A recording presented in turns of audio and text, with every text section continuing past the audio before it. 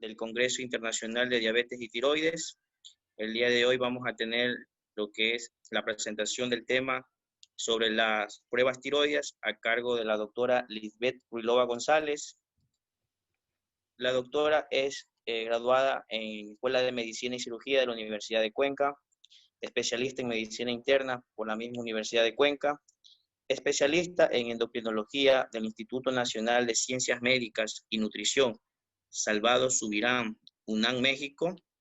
Hizo una pasantía en diabetes gestacional en el Instituto Nacional de Perinatología Isidro Espinosa de los Reyes en la Ciudad de México, y una pasantía en lo que es radiofrecuencia en nódulo tiroideo en el Asian Medical Center de Corea del Sur. Damos la bienvenida a la doctora con su tema. Muchas gracias, buenas tardes. Espero que me escuchen bien. Si no es así, por favor me lo hacen saber. Le agradezco mucho a la Asociación de Diabetes y Tiroides del Oro por la invitación. Y vamos en la tarde de hoy a ver algo de pruebas de función tiroidea, la interpretación clínica y la correlación patológica. Para empezar, quisiera recordar que el eje tiroideo es un ejemplo clásico de un circuito de retroalimentación endocrina. En este eje sabemos que vamos a distinguir tres escalones importantes como son el hipotálamo, la hipófisis y la tiroides. Recordemos que la TRH hipotalámica secretada en los núcleos paraventriculares va a estimular a la hipófisis para la secreción de TSH y esta a su vez a la glándula tiroidea para la secreción de hormonas tiroideas y su liberación en la circulación general. Una vez que están en la circulación, estas son transportadas por proteínas transportadoras.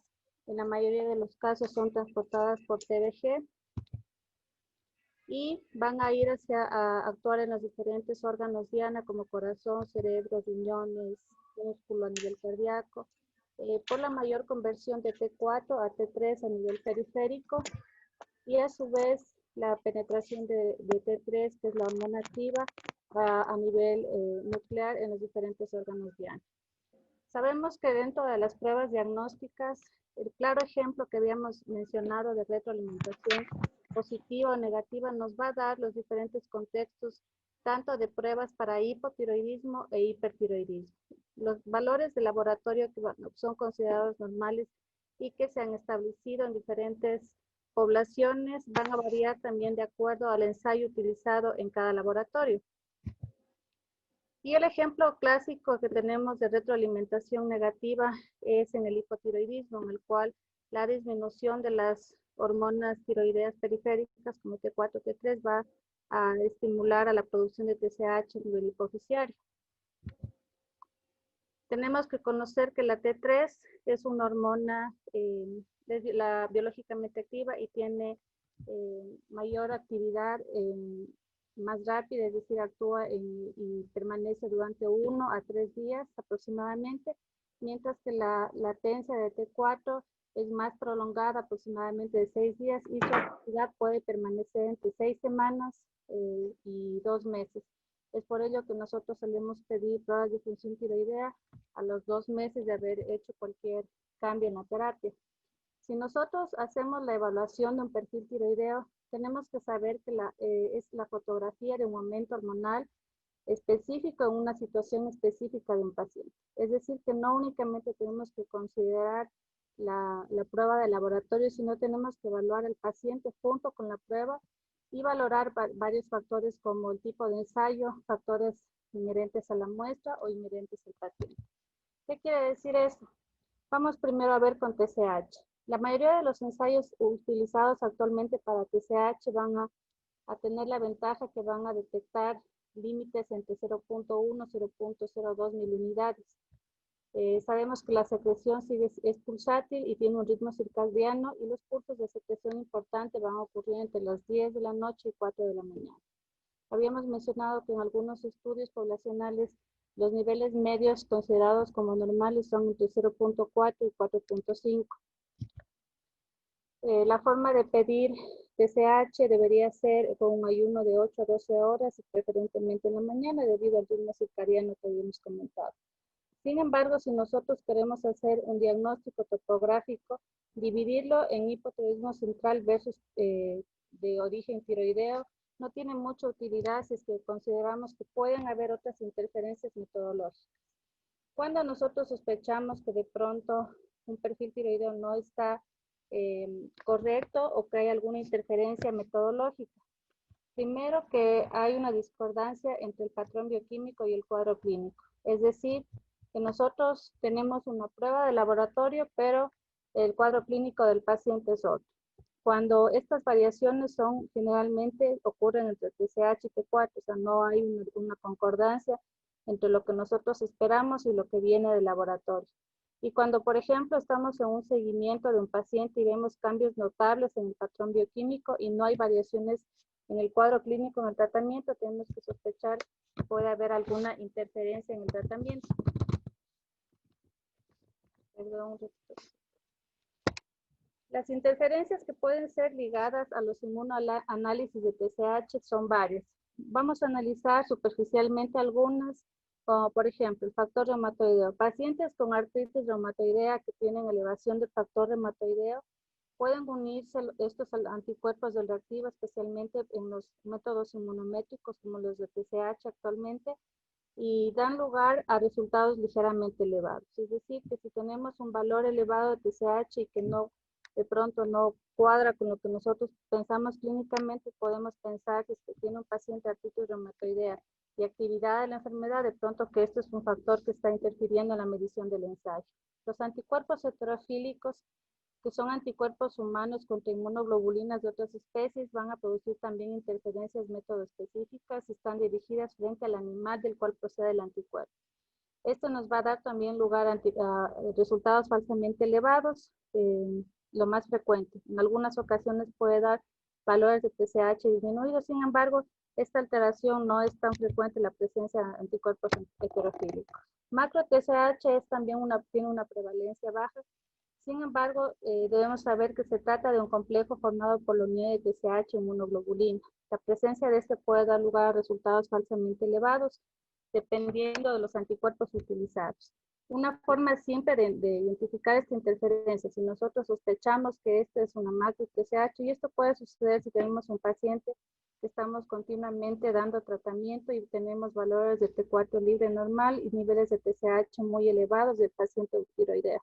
Podemos enviar a diluir la muestra, hacer varias diluciones o hacer una precipitación con polietilenglicol y posterior procesamiento del sobrenadante. Y algo menos frecuente, pero que puede ocurrir, es los anticuerpos antirrutenio en los inmunoanálisis que se dan cuando medimos en electroquimiluminiscencia, que es la mayoría de métodos utilizados actualmente para medir TSH. Otros factores estimulantes o inhibidores, es decir, que nos pueden dar falsa subida de TSH o falsa supresión de TSH, es como ocurre en los medicamentos que están aquí en esta lista. De estos quisiera destacar la dopamina, que se suele usar en pacientes críticos. Se ha visto que en pacientes que se usan 2 a 3 días de dopamina podemos ya encontrar valores suprimidos de TSH que son externos a los cambios propios que se dan en pacientes con enfermedad del eutiroideo crítico. Entonces, nosotros tenemos que valorar no solamente las interferencias que se pueden dar en el ensayo, que es lo que les había mostrado, sino también ver la edad del paciente, la variación circadiana, lo que les había mencionado, que se debe pedir preferentemente un perfil tiroideo en la mañana con 8 a 12 horas de ayuno. Tenemos que ver en qué momento pedimos, si es que hemos retirado hormonas tiroideas de pronto, o si está en una fase de una evolución, un estado crítico, o si hay una disfunción transitoria, es decir, que tenemos que valorar en qué momento estamos pidiendo estas pruebas de función tiroidea. Igualmente, así como el momento en el que estamos evaluando, también tenemos que evaluar la edad del paciente, si es un niño, si es un adolescente, si es un adulto mayor, si es un paciente con obesidad, en los cuales los valores de TSH pueden tener menor actividad biológica. Y tenemos que conocer que la relación entre TSH y T4 libre existe una variación biológica que puede manifestarse a lo largo del tiempo. Esto se ha visto en un estudio realizado en 16 pacientes en los cuales midieron TSH mensualmente en los mismos individuos y vieron cómo a lo largo de 12 meses en cada individuo existía una variación intraindividual. Es decir, que en la misma persona puede haber variaciones mensuales en la secreción y liberación de TSH. Entonces, nosotros tenemos que tener en cuenta que no, así nos den los valores normales entre 0.4 y 4.5. Cada individuo va a tener un punto de ajuste del tirostato. Es decir, yo puedo tener un paciente que esté en tratamiento con levotiroxina, que esté con TSH en 4 y no se sienta lo suficientemente bien y tenga que subir un poco la dosis y con una TSH de 2 se sienta bien. Mientras que otro paciente con la misma dosis y en el mismo valor de TSH se va a sentir clínicamente bien. Esto es debido a que cada individuo tiene su ajuste exacto del tirostato. Y como vimos en este estudio, que aunque era pequeño, nos podía demostrar que había variaciones intraindividuales a lo largo de los 12 meses de tratamiento, de seguimiento, perdón. Si nosotros analizamos la concentración de TSH en un individuo, debemos considerar todas las variables preanalíticas que no representan alteración funcional. Es decir, si no me cuadra el cuadro clínico con el laboratorio, yo tengo que pensar que es algún defecto o interferencia en el ensayo. La concentración de TSH va a depender de la variación biológica intraindividual, de la edad y del método empleado para la cuantificación. Si nosotros analizamos, por ejemplo, las situaciones o la edad en la que se encuentra el valor de TSH, consideraremos normal valores de TSH entre 0.1 a 2.5 en el primer trimestre del embarazo y entre 0.2 y 3 miliunidades en el segundo y tercer trimestre del embarazo.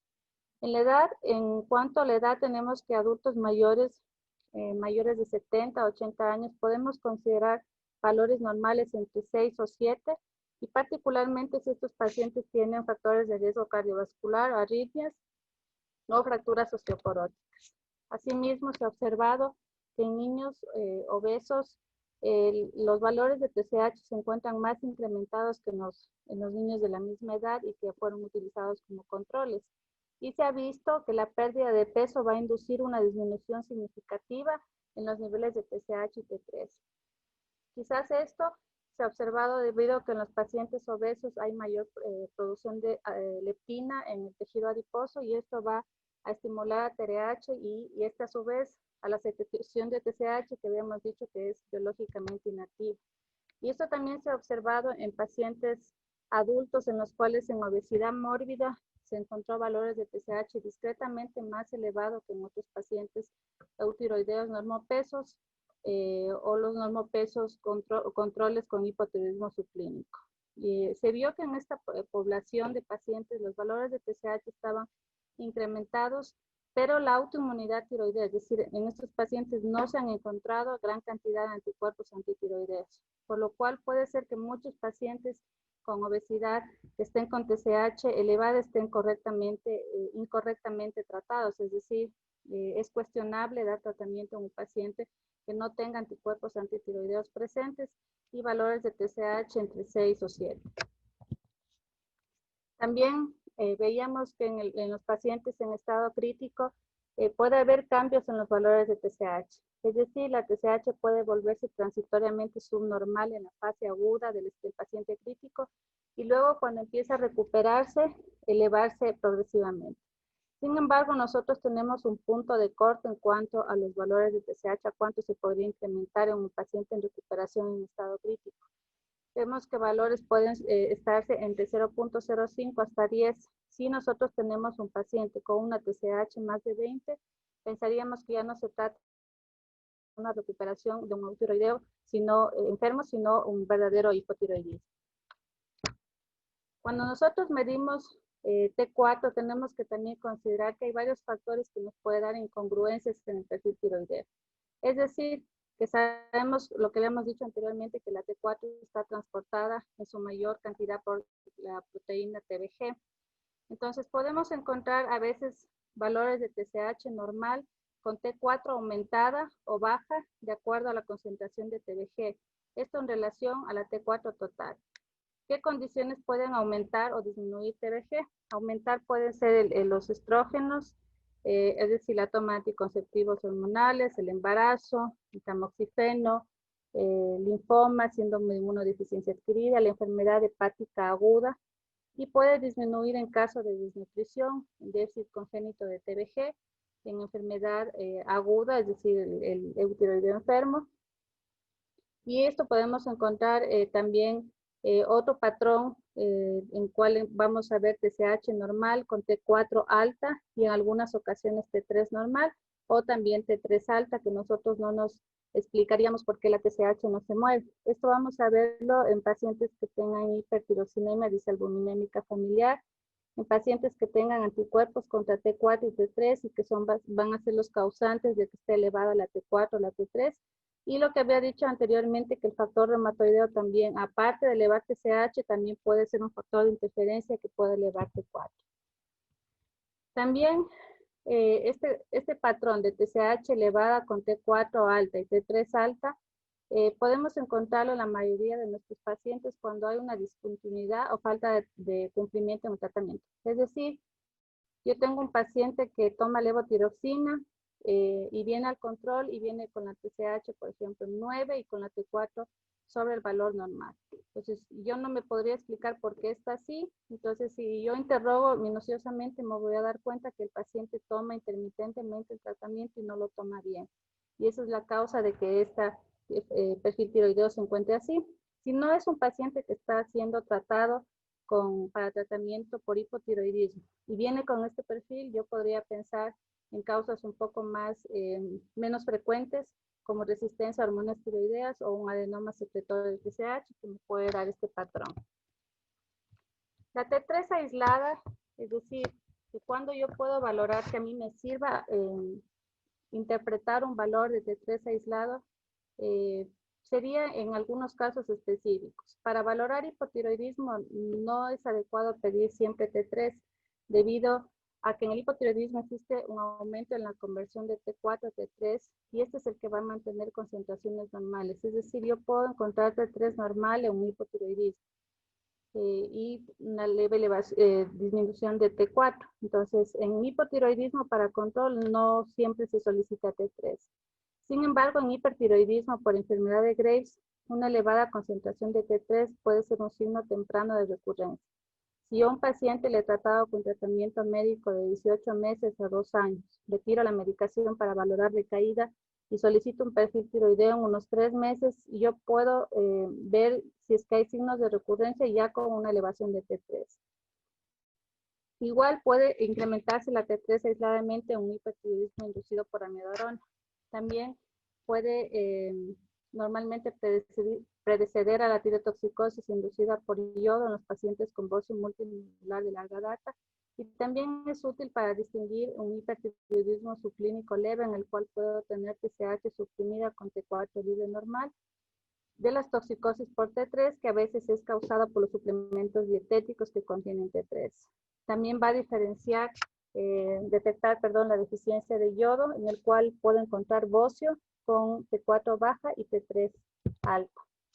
También es útil para el tratamiento de los medicamentos antitiroideos para detectar el exceso de T3 a pesar del tratamiento. Es decir, yo tengo un paciente con enfermedad de Graves y le estoy dando tratamiento con metimazol.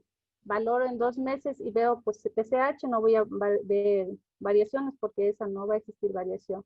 Pero veo ya normalidad en valor de T4 y sigue persistiendo elevación de T3. Entonces, esto me permite hacer ajustes en el tratamiento.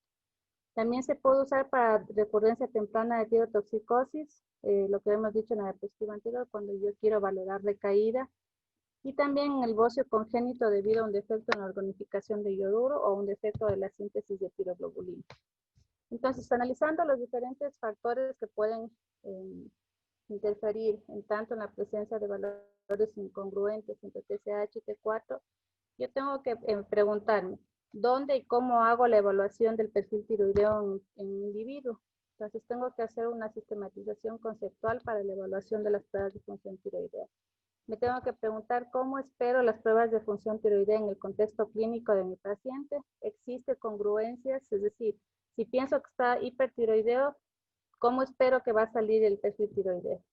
Si es que hay congruencias entre el paciente y las pruebas que voy a tener. Si no hay congruencia, ¿qué factores explican que de pronto no tenga lo yo esperado en el laboratorio de acuerdo al cuadro clínico de mi paciente? Y si requiero alguna prueba adicional para explicar esta incongruencia. Vamos a ver esto con 4 ejemplos para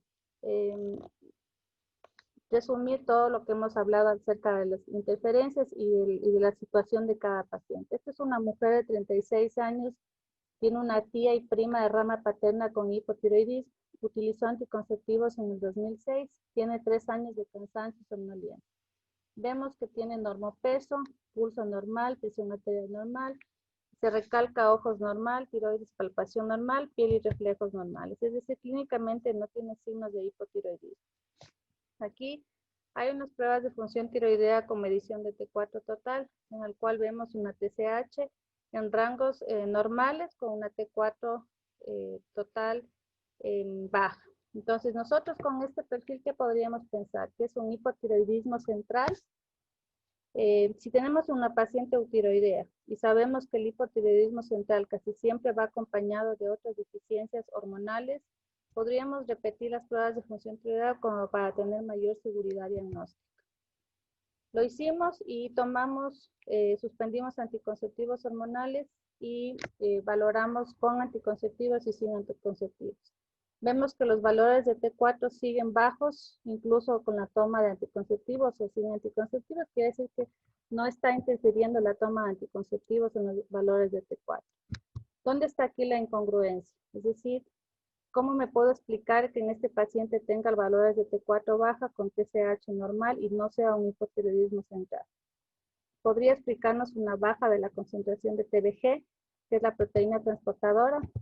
¿Existe alguna prueba que nos ayude a esta impresión clínica? Y esta prueba permitirá también precisar el estado de la función tiroidea o requerirá otra prueba adicional. Medimos TBG en esta paciente y vemos que estuvo baja y también medimos niveles de T4 libre que estuvo normal. Finalmente diagnosticamos de una disminución de TBG probablemente asociada a una deficiencia congénita de TBG, ya que no se demostró otras causas como enfermedad hepática, nefrótica o desnutrición que nos expliquen estos niveles bajos de TBG, y como vimos, tanto con la toma de anticonceptivos o sin ellos no había diferencia. Y lo que esperaríamos más bien tomando anticonceptivos es que esté alto los valores de TBG, que les había dicho que están elevados en la toma de estrógenos y en embarazo. Esta es otra paciente de 57 años, tiene diabetes tipo 2, tiene una cirrosis hepática por virus C, un CHAI-PUDA, en donde hay un riesgo de disfunción tiroidea un 25%. Aquí se le midió por alguna situación particular TSH que se encontraba dentro de rangos normales, sin embargo se le midió posteriormente un perfil tiroideo completo y se encontró que los valores de T4 se encuentran elevados, es decir, es una paciente con TSH normal y T4 alta, T3 normal. Y entonces aquí pensaríamos, ¿está hipertiroidea esta paciente? Si tiene TSH normal y T3 normal, habíamos dicho que en las enfermedades de Graves, generalmente los valores de T3 pueden permanecer más altos que incluso T4, incluso cuando los pacientes están en tratamiento activo. Entonces, primero valoro clínicamente a mi paciente, veo que está eutiroidea, pulso normal, ojos normales, tiroides, palpación normal. Entonces, ¿qué cambios yo puedo esperar en las pruebas de función tiroidea en un individuo que se encuentra en una fase temprana de cirrosis por virus de hepatitis C? Yo repito las pruebas de función tiroidea y me voy a pruebas de función tiroidea que se pueden dar en un paciente con cirrosis y con hepatitis C. Entonces, habíamos visto que nos daba un patrón de TSH normal con T4 alto. En este caso, repetimos las pruebas de función tiroidea y nos continuó dando valores de TSH normal con T4 elevado.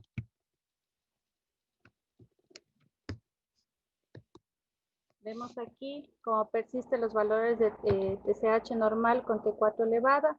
Medimos también TBG, que podríamos sospechar de que se encuentre alto en enfermedad hepática aguda, sin embargo se encontraba dentro de parámetros normales. Entonces, nuevamente nos preguntamos cómo encontraríamos la T4 libre si hay un paciente con eutiroidismo TSH normal con T4 total alta y que no nos explicamos por qué está la T4 alta. Podríamos encontrarla normal o un poco disminuida, sin embargo, este paciente persiste en los valores de T4 libre elevado. ¿Cuáles son las posibles causas de que un paciente tenga una hipertiroxinemia con T4 libre aumentada y TBG normal y que se asocien con eutiroidismo? Sabemos que puede haber algunas causas que les había mencionado. Exceso de proteínas transportadoras como TBG, que ya hemos descartado. presencia de anticuerpos contra T4, falla en la conversión de T4 a T3 a nivel hepático o resistencia a hormonas tiroideas.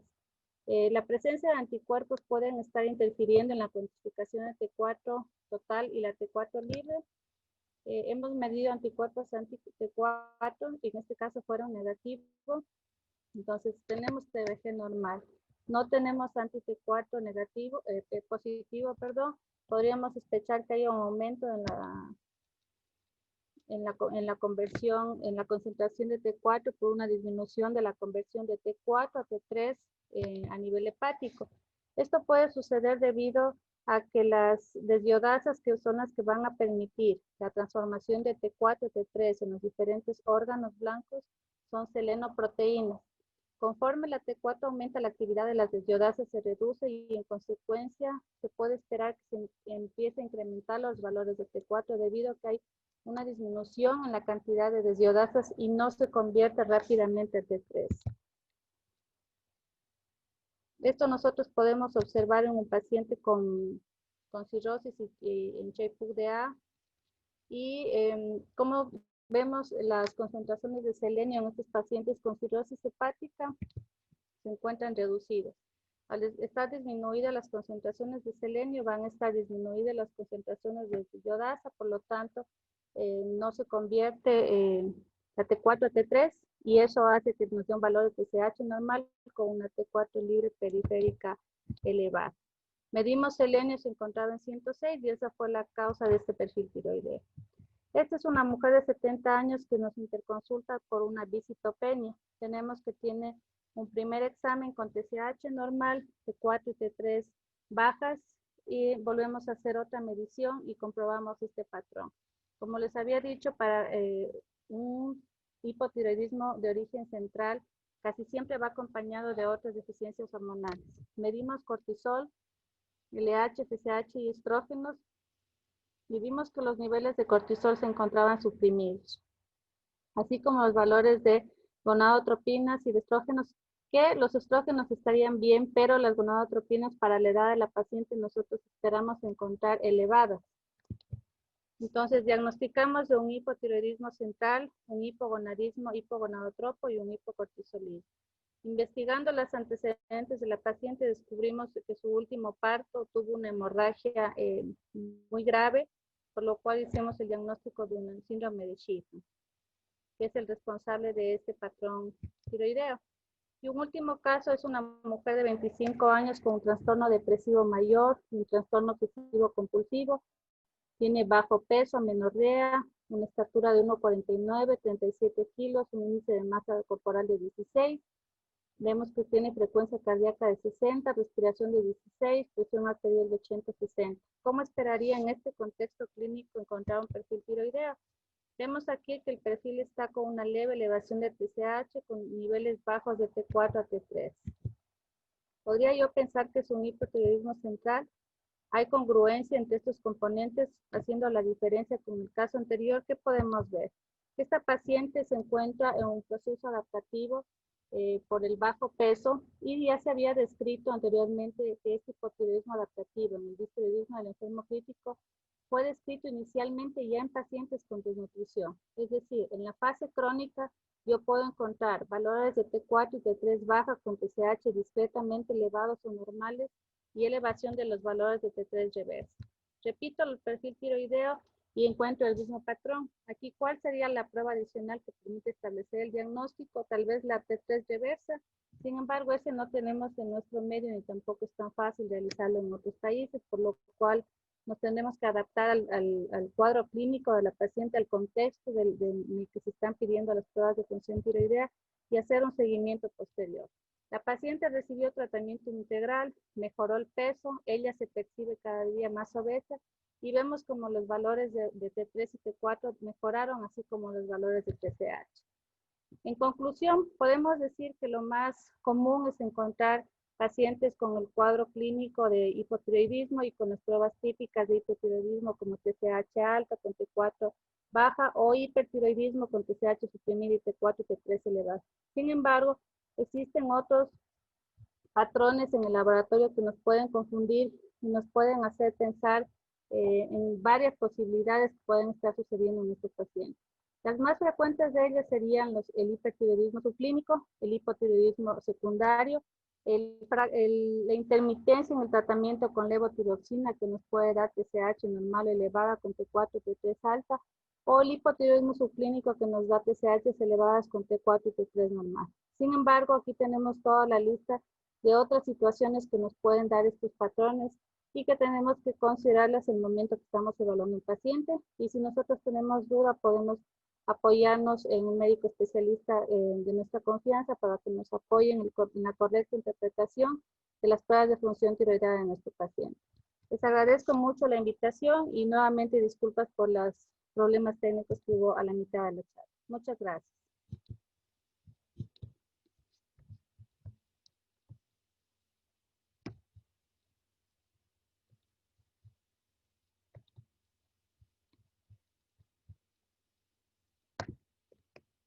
No se escucha, doctor Guaylas.